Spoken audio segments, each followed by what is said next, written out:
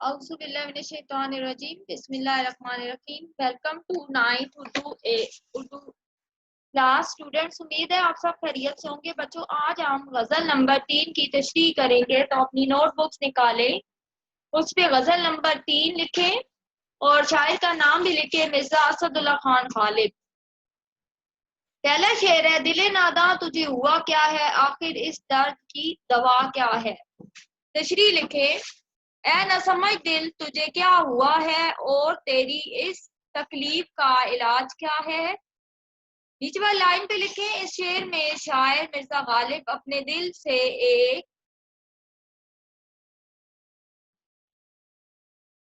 एक तरह का सवाल कर रहे हैं कि ऐ मेरे ना समझ दिल तुझे क्या हो गया है और तेरे इस मर्ज का आखिर इलाज क्या है। तो शायर ये कह रहा है कि जो मर्ज तुझे लाहक हो चुका है उसकी दवा नहीं है। शायर जिस मर्ज का जिक्र कर रहा है वो इश्क का मर्ज है, जो यकीनन लाइलाज मर्ज है।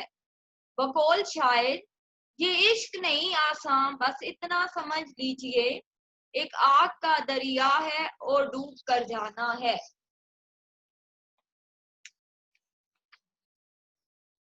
शायर अपने दिल से मुखातिब होकर इसे समझाने की कोशिश करता है कि ऐ मेरे दिल, जिस काम में तू लग चुका है वो बेमकसद और बेमानी है, इससे तुझे कुछ मिलने नहीं वाला। अगला शेर देखें, हम मैं मुश्ताक और वो बेजार, या इलाही ये मुआजरा क्या है। तशरीह लिखे,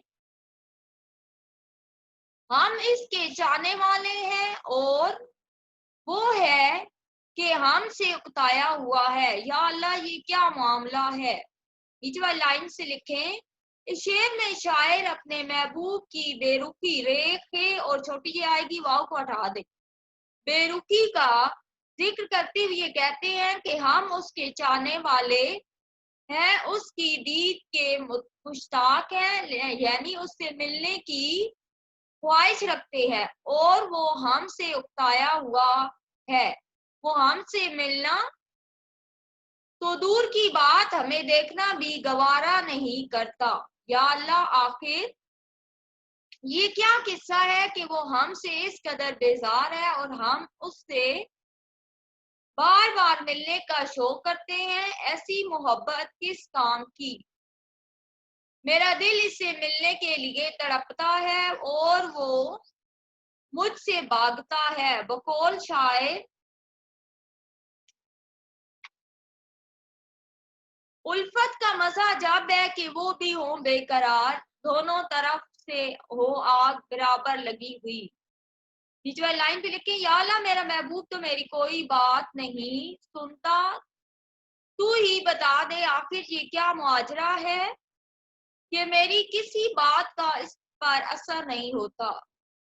ये नंबर 3 है, मैं भी मुंह में जुबान रखता हूँ, काश पूछो कि मुद्दा क्या है। तशरीह लिखे, मैं भी बोलने की कुव्वत रखता हूँ, मुझसे पूछो कि मैं क्या चाहता हूँ।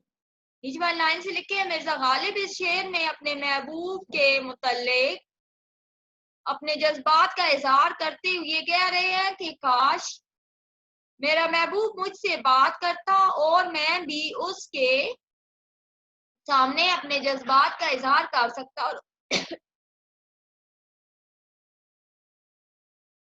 और उसको बता सकता कि मैं उससे कितनी मोहब्बत करता हूँ। इस शेर का दूसरा मतलब ये भी है कि शायर का महबूब उसके हालात जानने के बावजूद उससे बात नहीं करता, बल्कि लोगों से उसके बारे में पूछता रहता है। इसी वजह से शायर ने बात का इजहार इस बात का इजहार शायर इस बात का इजहार करता है, या शायर ने इस बात का इजहार किया है कि वो मुझसे रूबरू, रे वाओ बे रे और वाओ, बात करे कि मेरे मुंह में भी जुबान है मैं उसके सामने अपने ख्यालात का इजहार कर सकता हूँ। जब वो आमने सामने आकर बात करेगा तो तब वो जान सकेगा कि उसके बारे में मेरे क्या ख्यालात हैं। बजाय तो यूं दिखाई देता है कि शायर अपने महबूब से मिलेगा और इससे दिल का हाल बयान करेगा। तो जब वो इससे मिलता है तो उसकी जुबान उसका साथ नहीं देती। बकौल शायर था जी में उससे मिलिए तो क्या क्या ना कहिए मीर, पर कुछ कहा ना गया गमे दिल हया से आज या हया है। अगला शेर देखें, हम कौन से वफा की है उम्मीद जो नहीं जानते वफा क्या है। तशरीह लिखें, हम उनसे वफा की उम्मीद रखते हैं जो ये जानते ही नहीं कि वफा क्या होती है। शायर कहता है कि मेरा महबूब इतना भोला भाला और मासूम है कि मुझे भी नहीं जानता कि वफा क्या होती है। क्योंकि कुछ लोग ऐसे होते हैं जिनको जफा वफा के मफहूम का पता नहीं होता, यानी वो नर्म दिल और पुरखलूस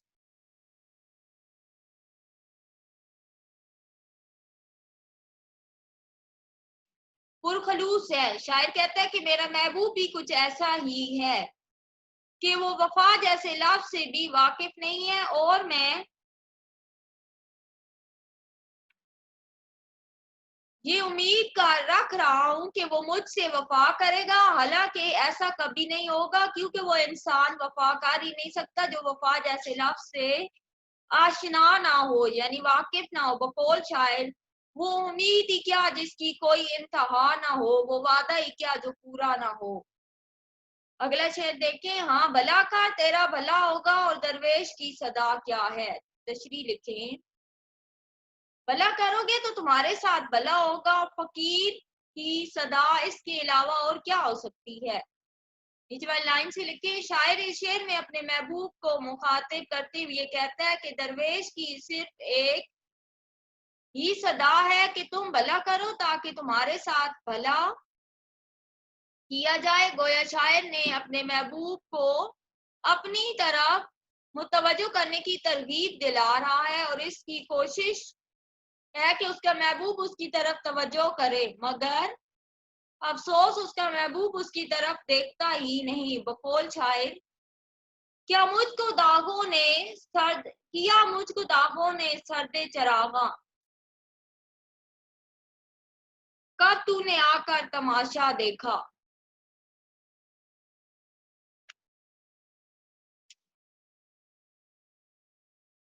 शायर अपने महबूब से इल्तिजा करता है कि तुम मेरी तरफ रुख करो, ये तुम्हारी तरफ से मुझ पर मेहरबानी होगी, और जो नेकी करता है उसका उसे सिला जरूर मिलता है या बदला। यानी आज अगर तुम मेरे जज्बात को समझोगे तो तुम्हारी बात और जज्बात को भी कभी समझा जाएगा। गोया शायर अपने महबूब से मोहब्बत की भीख मांग रहा है। हिजाबे रुखे यार थे आप ही हम, खुली आंख जब कोई पर्दा ना देखा। अगला शेर देखें, जान तुम पर निसार करता हूं मैं नहीं जानता दुआ क्या है। मैं अपनी जान तुम पर कुर्बान करता हूं, मैं सिर्फ दुआ करना नहीं जानता। शायर अपने महबूब से बेपनाह मोहब्बत का इजहार कर रहा है और कहता है कि दुनिया में बहुत से ऐसे लोग होंगे जो तुमसे मोहब्बत का दावा करते होंगे, मगर वो तुमसे जुबानी कलामी मोहब्बत के दावे करते हैं, मगर मैं ऐसा नहीं हूं। मेरे दिल में तुम्हारे लिए चाहत है, मैं तुम्हारी खातिर हर काम करने के लिए तैयार हूं। मैं उन लोगों जैसा नहीं जो सिर्फ मोहब्बत का इजहार करते हैं। दरअसल शायर इन लोगों पर अफसोस कर रहा है जो मोहब्बत के झूठे दावे करते हैं। बकौल शायर, बेखतर कूद पड़ा आतिश नमरूद में इश्क, अकल है मैं वे तमाशाए लबे बाम अभी।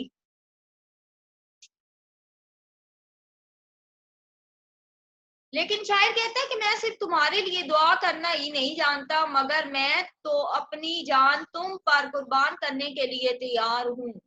बकौल शायर, इस दुनिया में कब दर्द अपनाते हैं लोग, रुख हवा का अक्सर बदल जाते हैं लोग।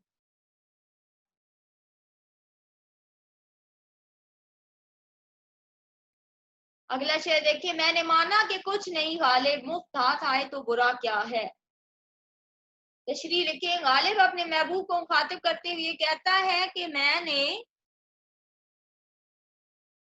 इस चीज को तस्लीम कर लिया कि मैं कुछ भी नहीं हूं, फिर भी अगर मैं बगैर कीमत के तुझको मिल जाऊं तो उसमें क्या बुराई है। इस शेर में गालिब अपने महबूब से कह रहा है कि मैंने इस हकीकत को तस्लीम कर लिया है कि मेरी कोई कदर कीमत नहीं है, मेरी कोई हैसियत नहीं, अगर मैं तुम्हारे किसी काम नहीं आ सकूं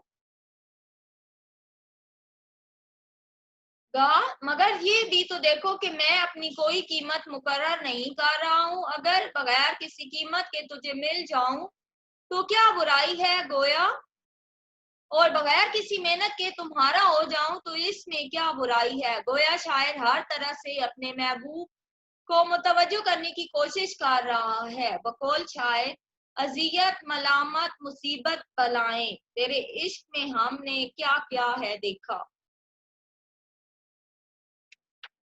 यहाँ पे बच्चों हमारी गजल नंबर 3 की तशरीह मुकम्मल हुई। इसको आपने अपनी नोटबुक पे लिख लेना है। अपना ख्याल रखिए।